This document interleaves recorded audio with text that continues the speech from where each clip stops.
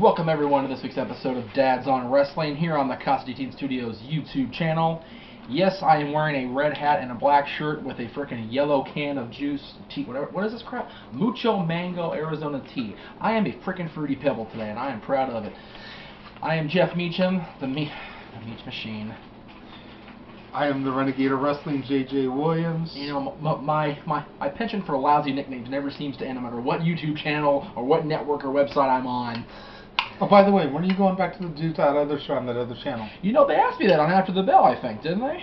They asked me that like all the time. Yeah. Well, Noah asked me on the show on Monday, and I the Clusterfuck episode. The Clusterfuck episode, which is still getting rave reviews, and apparently available for viewing now on the Custody Teen Studios YouTube channel. Brought to you by Arizona for today. They didn't pay us a dime. Shit, they didn't pay me a thing. What was it, 2 for a buck? Yeah. 2 for a buck. Yeah. Go yes. Yes. Okay. Anyways, we're gonna clusterfucking ourselves here. This is 2 in a row. What was I saying? Oh yeah. When NTV acknowledges my superiority, there you go. Talk Wrestling will return. There you go. All right. We're here today. We're gonna cover a variety of topics. We have a plethora of agenda right. topics for you today. That's right. The first thing we're going to talk about is over here to my right. Ric Flair to Be the Man book, which I'm sure you can probably tell by the way I'm holding it, and Jeff will more than likely bust me out. I was unable to complete it during the month span, but I've read it before, yes, so it's not a huge deal. I started behind you. I know you did. I've been running the channel. And granted, you film and star on it, I run it. Excuse me. I'm just saying. Because I don't do nothing except sit in front of the camera. I do nothing around here. Damn. I do jack shit. Way to make me feel even smaller there, Jeff. Oh, no. I got 170 I'm trying to get a women's wrestling company back off the ground with no help, practically. I did get halfway through it. You did. And you know what? At the end of the day, like you said, you read it before. You read it so many times that Ric Flair acknowledged it by signing it for you. This is very true. There you go. And we'll go ahead and...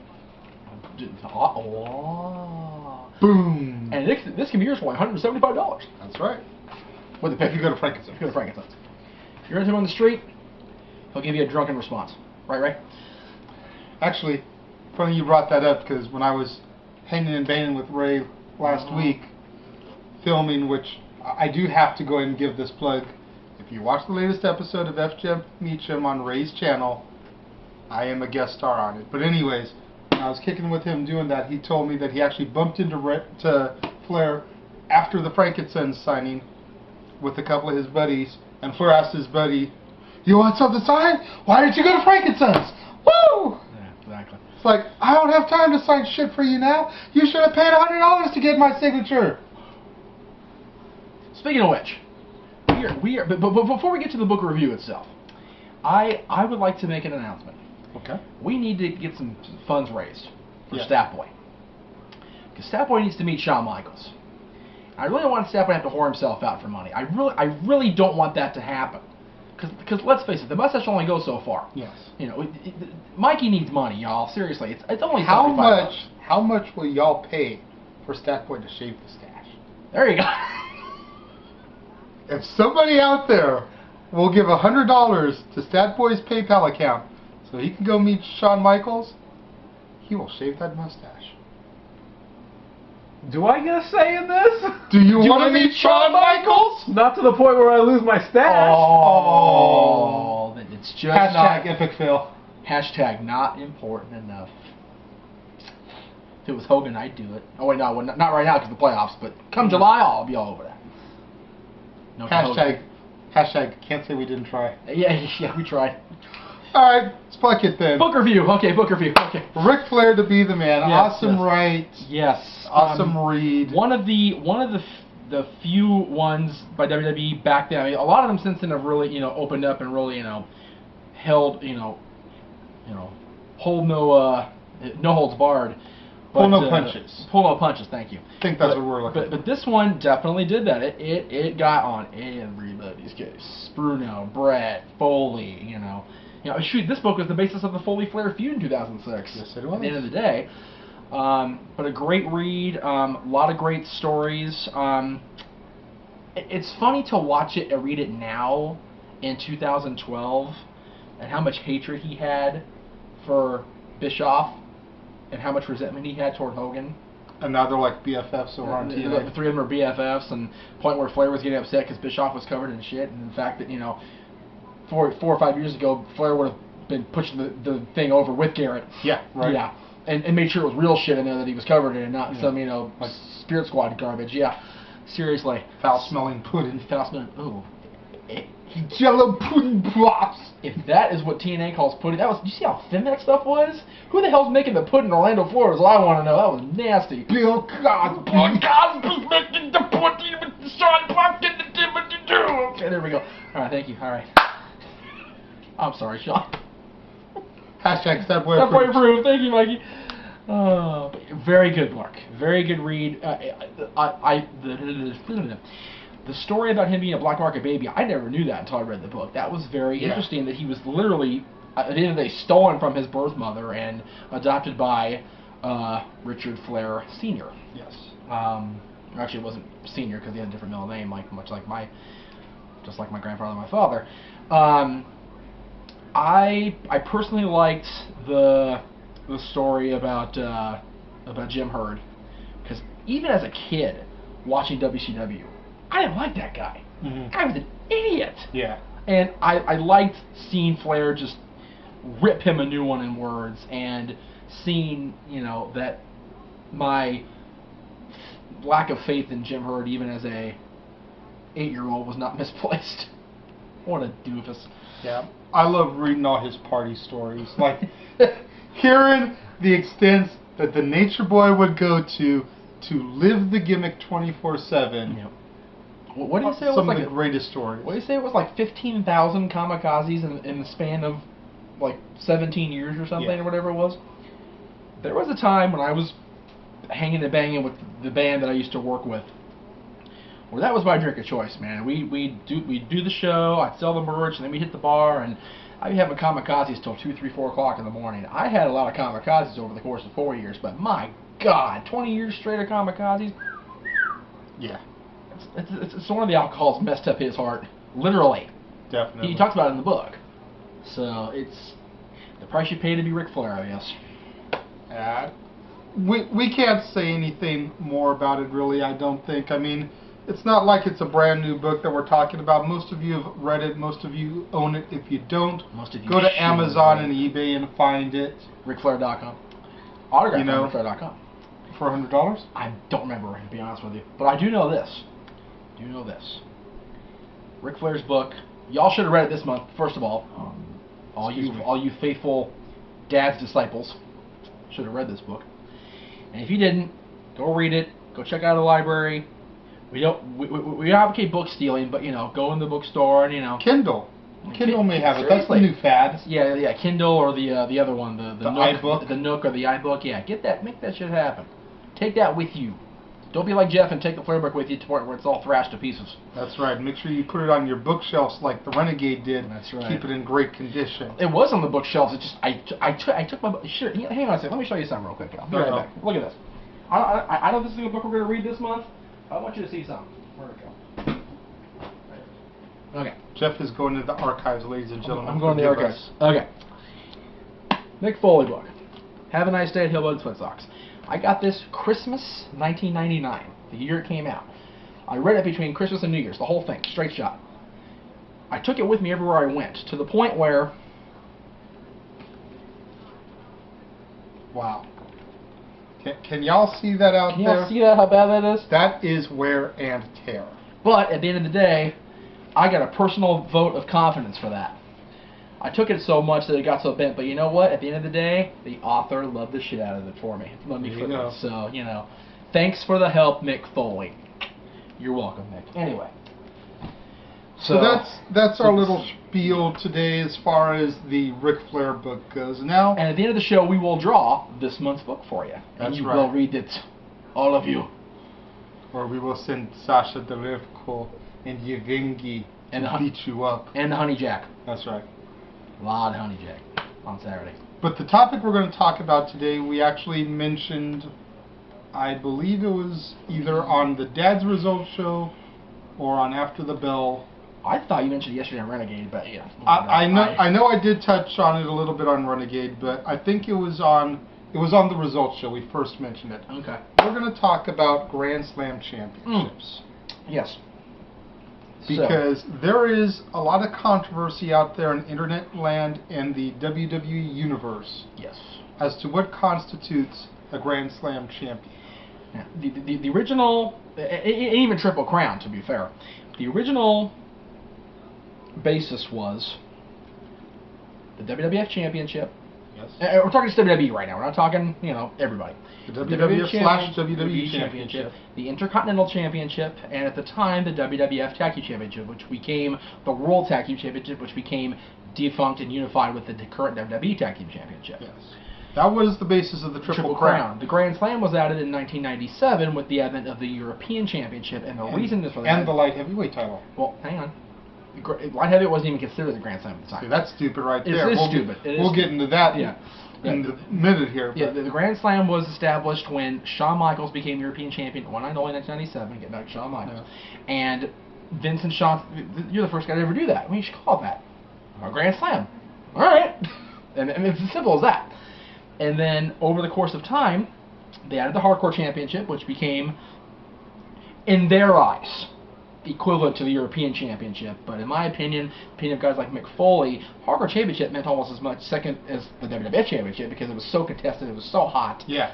Especially during the 24/7. Yeah, exactly. And even before that, when Foley or Bossman or whoever was champion, and the pre-Crash days, even still, it was Al Snow, Bob Holly, all those guys. It was still a hot title. The Light Heavyweight Championship, for some reason, it was an afterthought until the WCW Cruiserweight Championship became Light Heavyweight Championship in WWE because, the WWF Light Heavyweight Championship was so poorly booked. Cool looking belt. Well, but, it was poorly booked when Dwayne Gill defeated Christian. Right, but... everything up to that, the Light Heavyweight Championship was booked beautifully with the initial tournament, Taka Michinoku winning it, defending it successfully for months from December to, I believe, October.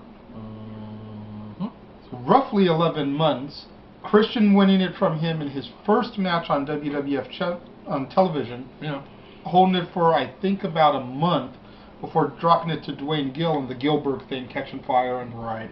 Well, but at the end of the day, once Dwayne Gill lost it, even though guys like Dean Malenko, Jerry Lynn, Jeff Hardy even held the title, it just never got the prestige back until it became merged with the Cruiserweight title. Yeah.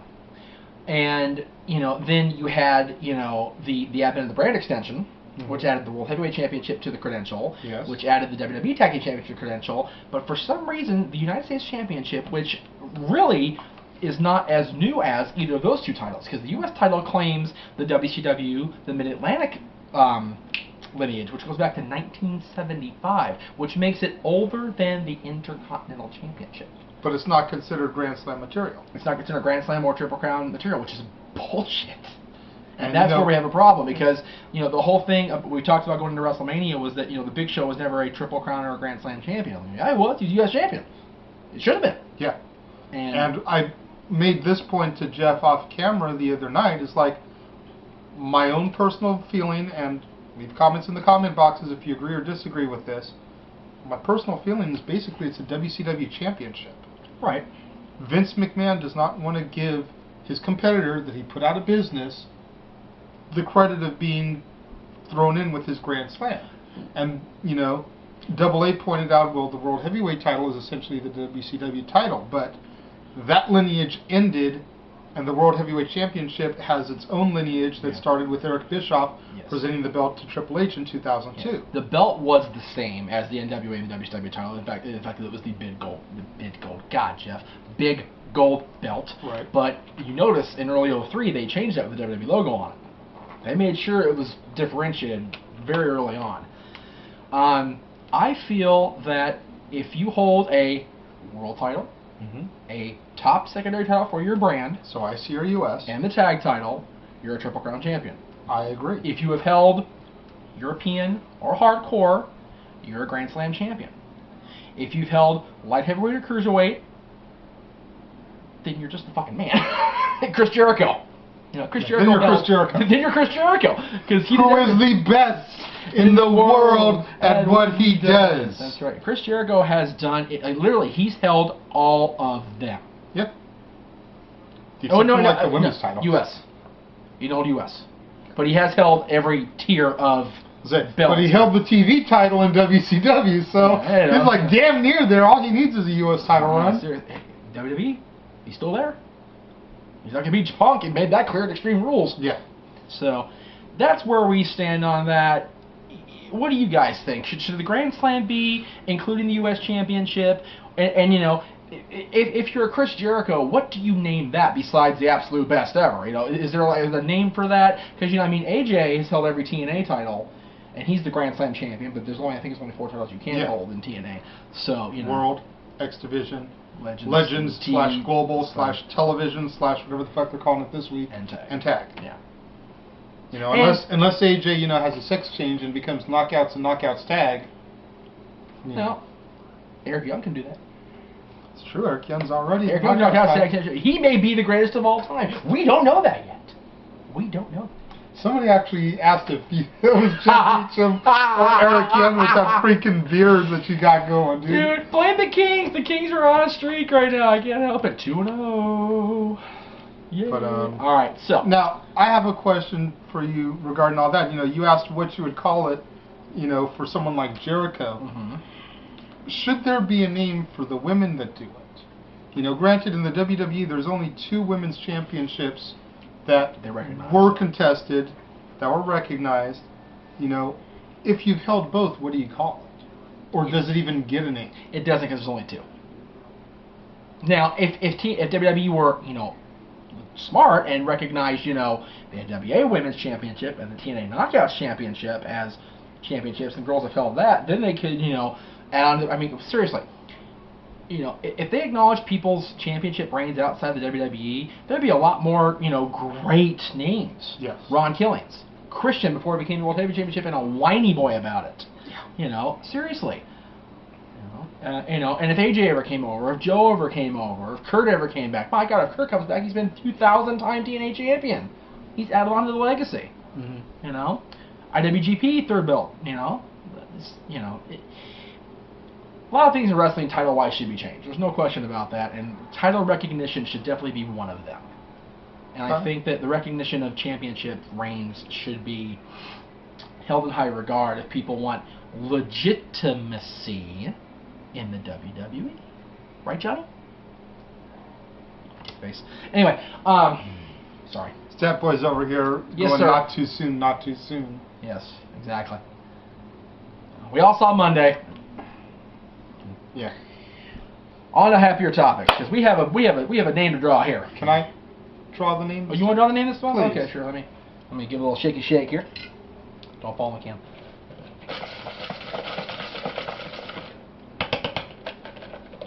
It's like, I'm not just incredible. I'm not going to pass out in my seat. That's right. Or Sabu and pass out, period. All right, let's see here. The next book, Vince Russo. Oh, man. Which one? The one you have? Yes, the one I have. Which is Rope Opera, How Yes. WCW Killed Vince Russo. Which means I have to borrow your copy. Lord knows I ain't buying a Russo book. Hey, don't blame me, guys. I got it for $1 when Borders was going out of business. That's right. That's how I got the Hardy's book. That's how I got my second copy of the Hardy's book, because I already owned it, had it signed by both, and I got my fiance a copy because it was only $1. That's right. And the Hardy Boys wonder why they need to. Hardy Boys wonder why they need to have, you know, extra things done to make coke and food money. Anyway. So Vince Russo's Rope Opera will be the book of the month for May. Sorry, Jeff. I actually have already read that book, and it was a really good read. I'm sure it was. Listen. I know you're not the hugest Russo fan, but listen. It's much like with you and John. Not a fan of the guy on TV, but Russo and I had a great interview with him. Well, excuse me, we had a good interview with him. I want to acknowledge, you know, other people. We had a great interview with him in early 2003. He came on a show we had like a double thing where we had him on the show, and then we had our buddy Buff Bagwell prank call another competitive audio show. What? Dude, seriously, I did an interview with Russo on the college of COC, the campus of COC, my old college in the Canyon. I'm walking around the campus at night when I'm supposed to be in class. And I'm conducting the interview over the phone with Vince Russo, just walking around campus like at 9 o'clock at night. Sounds like our college days. Right? Ladies and gentlemen, Stat Boy in the background. Screw college, screw class. I got an interview to conduct with Vince Russo. You right? We just shot Fuck pool. mathematics. I got an interview. That's right. We just shot pool and played video games. I know what 2 and 2 is for. I need to know what Vince Russo thinks about this. If it don't make dollars, it don't make sense. That's right. At the end of the day, controversy creates cash, and Vince Russo. We'll probably be reading that at some point too. That one, I've been told that's like a Bible for a promoter. So there you go. It is an awesome read. Yes, I read it too. I just haven't read it in a very long time. Okay, Vince Russo's rope opera. God help you all. I'm gonna get through it, and you should too. Yep. That's going to be it for this week's Dads on Wrestling. Tune in tomorrow for Step Boy. That's right. Again, if everything goes right, there will be a bonus episode of Stat Boy this weekend with an Avengers review. Also be on the lookout for the bonus episode of After the Bell, making up for the Clusterfuck episode. That's still good. And to acknowledge Stat Boy even further as of tonight, light up the Halo. 4-0. Yay, Angels. That was on Tuesday. This is Thursday. It is? What happened last night's game? Did we watch last night's game? No? No. Okay, No. I didn't watch last night's game. Okay, well, whatever. They won Tuesday. And Monday. And Monday. I don't know if they won yesterday. I wasn't paying attention. Yeah. So I'm sorry. Or tonight. I watch baseball enough. Let's Just focus on Kings. While you're watching this, we're on our way to the Kings game. That's true. Fuck the Angels. Well, he is. I'm not. They're not the real LA team anyway. Oh, that's true. So Angels be on the are- lookout for Stat Boy, like we said. Hopefully, bonus episode review of the Avengers. There will be that bonus after Bonus the bell. episode after the bell. Dylan even has one more episode to be put up this week that he filmed while you and Mommy were in the bar getting drunk at Battleground. Hey, Mommy didn't drink as far as I know. While you and Mommy were in the bar getting drunk at Battleground. We will see you next time here on Dads on Wrestling.